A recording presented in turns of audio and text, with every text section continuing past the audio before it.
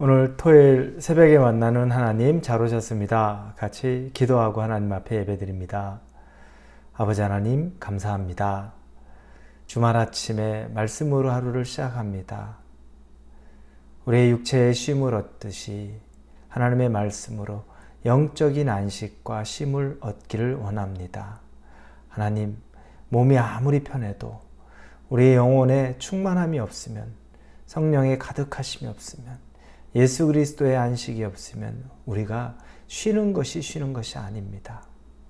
그러나 우리가 조금 피곤한 것 같고 우리가 조금 분주한 것 같아도 그 안에 예수의 영이 가득하면 그것은 우리가 쉬고 안식을 얻으며 우리가 회복이 되는 시간이라고 믿습니다.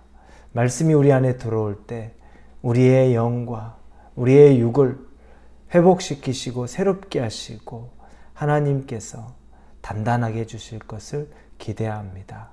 감사드립니다. 예수님의 이름으로 기도합니다. 아멘. 오늘 말씀은 고린도전서 12장입니다. 1절부터 3절까지의 말씀입니다. 고린도전서 12장 1절에서 3절입니다. 고린도전서 12장 1절부터 우리 3절까지 같이 읽겠습니다.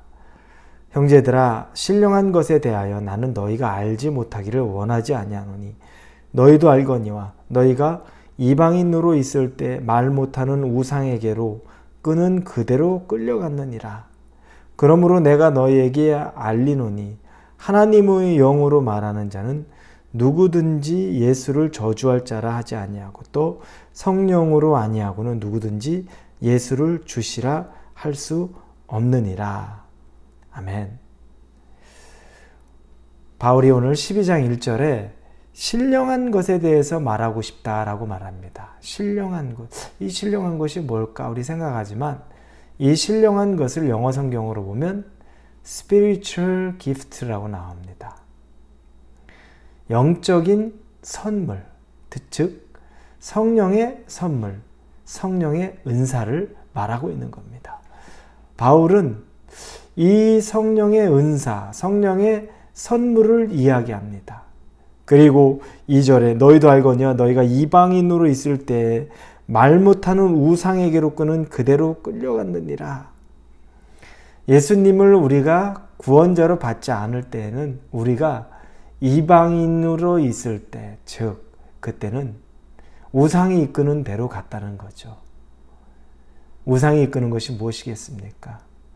하나님의 영이 우리를 이끌어가는 것이 아니고 성령의 은사가 우리를 이끌어가는 것이 아니라 내가 여러 가지 환경 그리고 운이라고 말할 수도 있고 또 때로는 내 노력, 내가 붙잡는 어떤 믿을 만한 것 그거 붙잡고 살았다는 겁니다.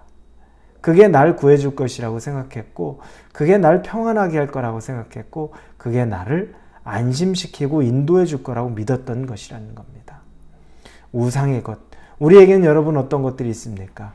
여러분의 마음을 안심시켜주고 여러분을 가장 평안한 곳으로 인도해 준다고 믿고 있었던 우상의 것. 혹시 돈이 그렇지 않습니까? 아니면 여러분이 가지고 있는 지위, 안정적인 직장이 그렇지 않습니까? 아니면 여러분이 지금 금과 옥조처럼 여기고 있는 성공한 자녀들, 장래가 촉망되는 자녀들, 그런 모습은 아닙니까? 이런 것은 우리가 예수님 믿기 전에 그때는 우리가 붙잡고 갈 수 있는 것입니다. 그러나 예수님을 믿고 난 이후에, 예수님을 구주로 삼은 이후에는 성령의 은사, 성령의 선물, spiritual gift가 우리에게 필요한 겁니다. 당연히 임해야 되는 겁니다. 예수님 우리가 영접했으면 그게 우리 안에 임하죠. 그래서 이 성령의 선물 은사를 본격적으로 이제 이야기하려고 하고 있습니다. 3절에 보니까 그 이야기의 시작을 두 가지로 나눠서 이야기합니다. 3절, 그러므로 내가 너희에게 알리르니 하나님의 영으로 말하는 자는 누구든지 예수를 저주할 자라 하지 아니하고, 앞부분에 나오죠. 첫째는 하나님의 영, 성령으로 말하는 사람은 예수를 절대 저주받은 사람이라고 말하지 않는다는 겁니다. 우리는 예수님 믿지 않는 사람, 성령이 우리 안에 없는 사람은 예수님 불쌍한 사람이에요. 저주받은 사람이에요. 그래서 여러분 주변에 우리가 기독교인으로 사는 것, 예수님 믿는 사람으로 사는 걸 아주 측은하게 보는 사람들이 참 많습니다. 황금 같은 주일에 아무 곳, 즐길 곳 가지 못하고 교회에 하루 종일 아침부터 저녁까지 그곳에 있다고 생각하고 너무너무 불쌍하다는 듯이 여기고 휴가를 가더라도 선교 여행을 가는 걸 보고서 아주 불쌍히 여기고 기껏 열심히 일해서 돈 벌어서 그 돈 번 거 교회에 헌금하는 것 보고서 미련하다고 여깁니다.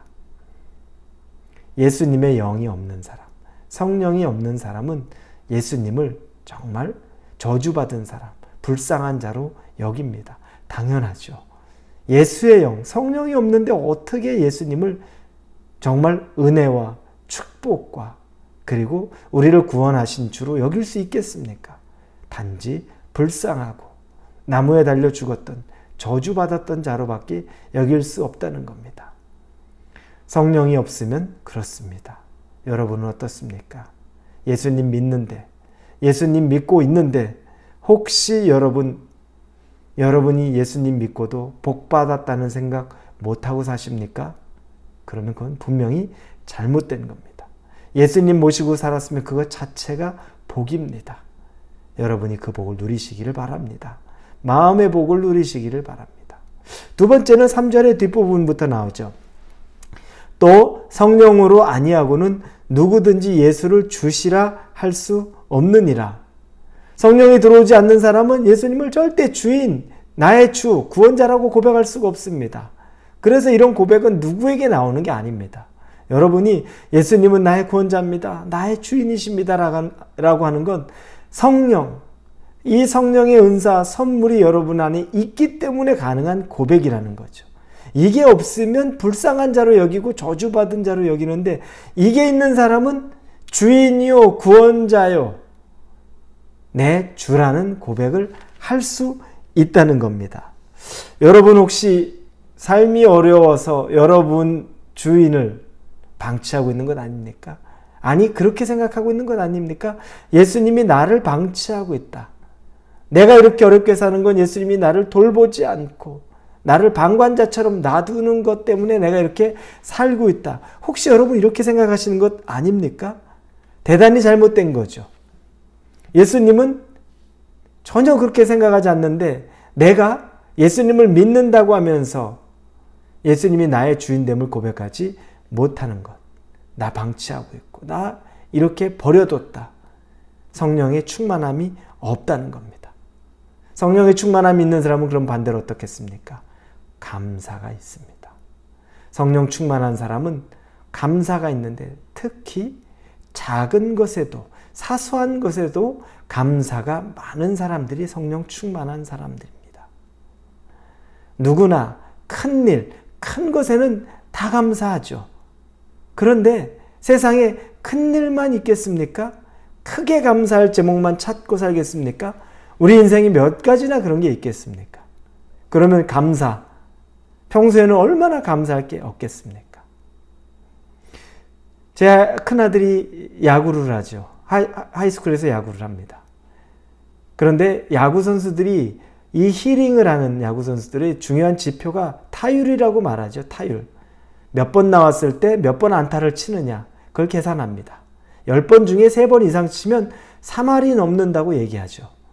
잘하는 선수입니다. 10번 나와서 3번으로 치기가 쉽지 않은 거죠. 그런데 그때 나와서 단타, 즉 1루타도 치고 2루타도 치고 3루타도 치고 또 홈런도 나옵니다. 가장 나오기 힘든 게 뭘까요? 홈런이 가장 나오기 힘들죠. 담장을 넘겨야 되니 얼마나 힘듭니까?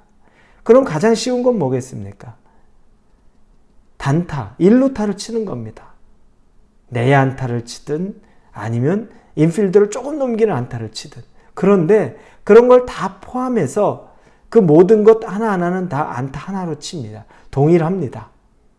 더 세부적인 수치라고 하면 뭐 장타율 이런 것도 있지만 차치하고 기본적인 타율, 배링 에버리지를 할 때는 얼마나 많은 hit을, 안타를 치느냐입니다. 정말 무서운 건 매번 나와서 1루타만 쳐도 엄청난 선수입니다. 가끔 나와서 홈런 치고 아주 자주 아웃되고 hit을 잘 못 치는 사람은 홈런 한 번 치고는 기분 좋지만 타율이 아주 낮습니다. 그러나 야구에 정말 필요한 사람은 hit이 많은 사람이 필요합니다. 홈런 한 방, 그때 기분 좋고 또 그거를 위해서 어느 때까지 아주 레어한 일을 해서 또 기다리고 그거 하나를 치려고 별로 생산적이지 못합니다. 이와 같이 감사라는 것도 여러분 홈런 한 번 쳐서 큰 거 있을 때 감사하려고 생각하지 마시고 매일매일 순간순간 여러분 앞에 놓여있는 작은 것에 감사할 수 있으십시오.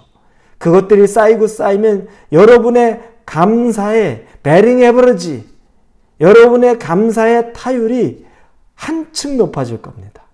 하나님이 어느 순간에 수치를 보겠다고 하면 너 정말 사소한 것들 많이 감사하는구나. 그게 성령 충만한 사람입니다.